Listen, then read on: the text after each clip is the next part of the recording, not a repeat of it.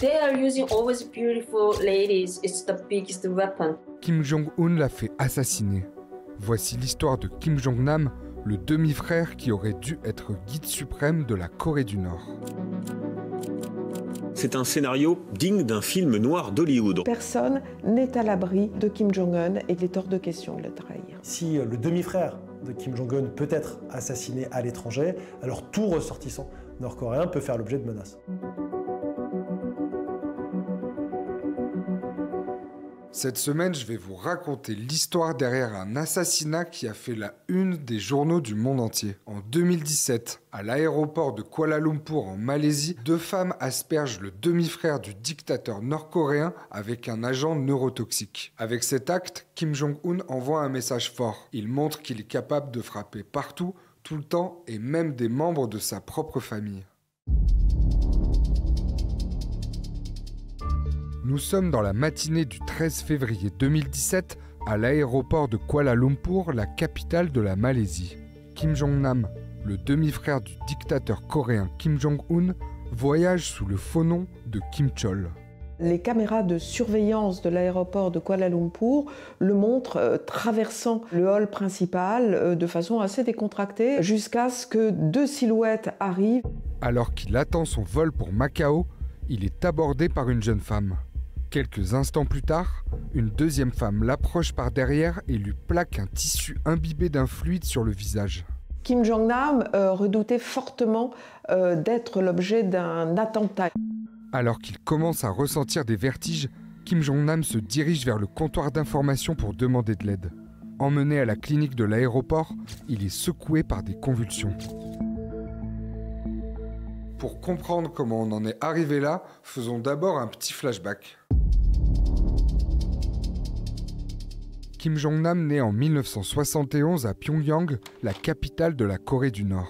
Le régime nord-coréen est difficile à être qualifié. Ce qui est clair, c'est que c'est un régime extrêmement autoritaire, avec une spécificité. C'est-à-dire qu'il y a à la fois des éléments communistes, socialistes, et à la fois des éléments innovants par rapport aux autres régimes, c'est-à-dire un régime héréditaire. On a aujourd'hui en Corée du Nord une dynastie, la dynastie Kim. Cette dynastie est composée de 3 dirigeants, Kim Il-sung, qui était le premier dirigeant de la Corée du Nord, suivi de Kim Jong-il, son fils, et de Kim Jong-un, l'actuel dirigeant.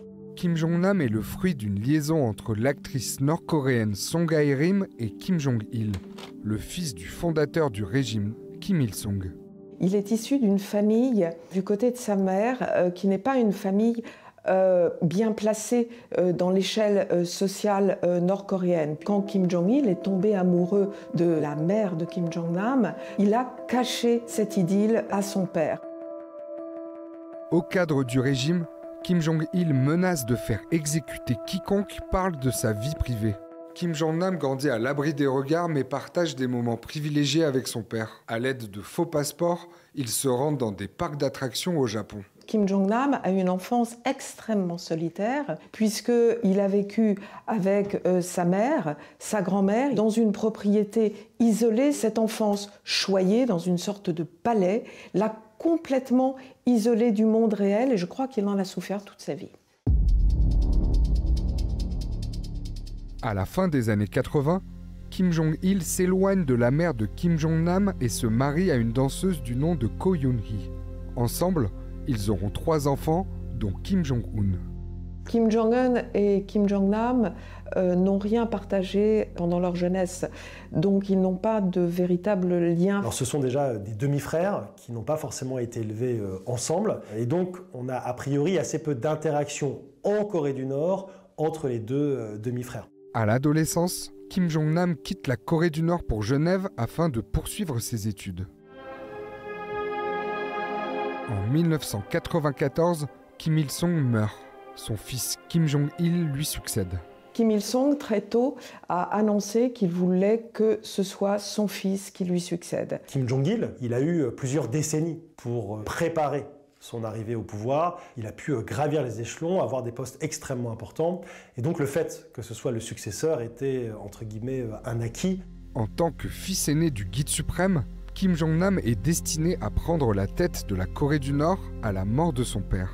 Kim Jong-nam a été en effet pressenti pour prendre la tête de la Corée du Nord. Mais Kim Jong-il a été assez déçu de la façon dont il gérait les postes qu'on lui avait confiés. Il est tombé un petit peu en disgrâce.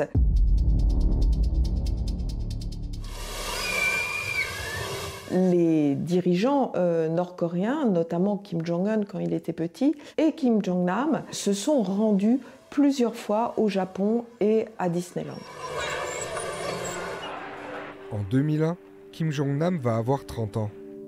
Accompagné de 2 femmes et de son fils de 4 ans, il tente de se rendre à Disneyland au Japon. À son arrivée à l'aéroport de Tokyo, il est arrêté par les autorités japonaises avec de faux passeports dominicains. Après quelques jours de détention, il est finalement libéré. Humilié sur la scène internationale, son père annule un voyage diplomatique en Chine. Kim Jong-nam est définitivement écarté de la course à la succession. Kim Jong-il a été extrêmement mécontent, mais ce n'était pas la seule raison pour laquelle Kim Jong-nam est tombé en disgrâce. En fait, il se sentait parfaitement inadapté à la Corée du Nord, et c'est à ce moment-là qu'il a souhaité s'exiler à Macao. 위대한 용도자 김정일 동지께서 주체 100 2011년 12월 17일.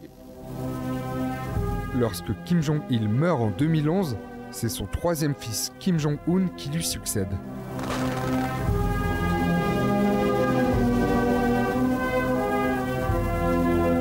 Du moment où Kim Jong-un arrive au pouvoir, il doit démontrer son autorité et sa capacité à assurer la stabilité du régime. Et un des événements marquants, c'est la façon dont le jeune dirigeant s'est débarrassé, en quelque sorte, de son oncle, Jang Song-taek, qui était de fait devenu le numéro 2 du régime, qui était devenu extrêmement influent. Jang Song-taek a pris trop d'importance. Il était très en faveur d'une politique d'ouverture économique. Il a accumulé pas mal d'argent. Il a utilisé ses connexions personnelles à l'étranger et Kim Jong-un en a pris ombrage. On a eu une démonstration de force en décembre 2013, lorsque Kim Jong-un s'est débarrassé de son oncle de façon extrêmement médiatique, extrêmement symbolique. On voit Jang Song-taek, la tête baissée, être arrêté en plein milieu d'une réunion. Accusé de planifier un coup d'État, Jang Song-taek est condamné à mort lors d'un procès sommaire. Quelques jours plus tard, Kim Jong-un fait exécuter son oncle à la mitrailleuse. L'exécution de Jang Song-taek a été mise en scène comme une véritable pièce de théâtre. C'était un véritable message. Ce message était destiné à tous les Nord-Coréens à l'étranger pour leur dire « Attention, il ne faut pas me trahir puisque je suis capable d'exécuter un traître même au sein de ma propre famille ». Lorsque Kim Jong-un accède au pouvoir, Kim Jong-nam vit toujours en exil à Macao avec sa famille. Certains amis de Macao et de Hong Kong qui le fréquentaient parlent de Kim Jong-nam comme d'un bon vivant qui aimait profiter de la vie, qui aimait jouer de l'argent, mais qui n'avait pas véritablement d'envie de remplacer Kim Jong-un. À plusieurs reprises, Kim Jong-nam s'exprime dans la presse japonaise sur l'arrivée au pouvoir de son demi-frère. Je pense que c'est mon père qui l'a souhaité. Je n'ai pas de regrets, ça ne m'intéresse pas, ça m'est égal. Personnellement, je suis opposé à une nouvelle succession dynastique. Ça a été un premier camouflet que Kim Jong-un n'a pas apprécié. Kim Jong-un s'exprimait de façon un peu trop visible sur le régime nord-coréen et sur l'exercice du pouvoir de son frère. La dynastie ne fonctionne pas avec le socialisme. Mon père y était également opposé. Les dirigeants de Corée du Nord n'aiment pas qu'on raconte leurs secrets. Et Kim Jong-nam a commencé à être trop loquace. Kim Jong-nam bénéficiait de la protection de services étrangers. Il a été prouvé qu'il avait des contacts avec Park Geun-hye, qui était la présidente de la Corée du Sud. Et puis, on l'a soupçonné également d'avoir des liens avec la CIA. Donc, tous ces liens un petit peu occultes avec la Corée du Sud, l'étranger, ces prises de parole un petit peu trop ouvertes, ont déplu à Kim Jong-un, d'où cette raison de l'éliminer. À la clinique de l'aéroport de Kuala Lumpur, Kim Jong-nam est secoué par des convulsions. Il sera déclaré mort à son arrivée à l'hôpital. The body which earlier on known as Kim Chol, has been confirmed to be Kim Jong-nam. L'autopsie révélera que Kim Jong-nam a été empoisonné au VX, un agent neurotoxique extrêmement puissant. Une seule goutte par voie cutanée peut tuer une personne de 70 kg. Les 2 femmes qui l'ont aspergé avec l'agent toxique ont été arrêtées peu de temps après. L'enquête révélera qu'elles ont été dupées par des agents secrets nord-coréens.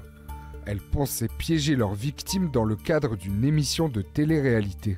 They are using always beautiful ladies. It's the biggest weapon. This is a propaganda tool. So even the spies. 2 ans après l'assassinat, elles sont libérées par les autorités malaisiennes.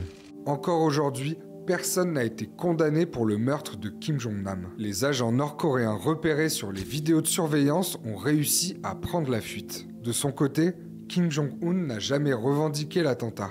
En Corée du Nord, il y a ce qu'on appelle la culpabilité par association.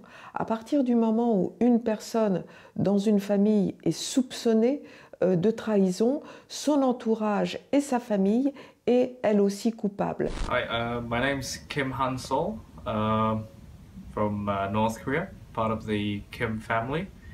Here's my passport. Quelques semaines après l'assassinat de Kim Jong-nam, son fils apparaît dans une vidéo publiée sur YouTube. My father has been killed a few days ago. I'm currently with my mother and my sister, and we hope this gets better soon. Il est évident que le fils de Kim Jong-nam est lui-même aujourd'hui probablement en danger. On ne sait pas où il se trouve, on sait qu'il a fait des études en France, à Sciences Po, mais aujourd'hui vit de façon anonyme à l'étranger dans la crainte d'un attentat nord-coréen. Merci à tous d'avoir regardé cette vidéo. Si vous êtes arrivés jusque-là, j'imagine que c'est parce qu'elle vous a plu. N'hésitez pas à mettre un like et à me dire ce que vous en avez pensé en commentaire et aussi à me donner des idées pour les prochains épisodes. Si vous aimez ce genre d'affaires, je vous mets les liens des vidéos sur le Rainbow Warrior et l'espionne russe Anna Chapman. Vous pouvez les retrouver également dans la description. Un dernier mot pour remercier toutes les équipes de Brut qui m'ont aidé à réaliser cette vidéo. Et sur ce, je vous dis à la semaine prochaine pour une autre grande histoire.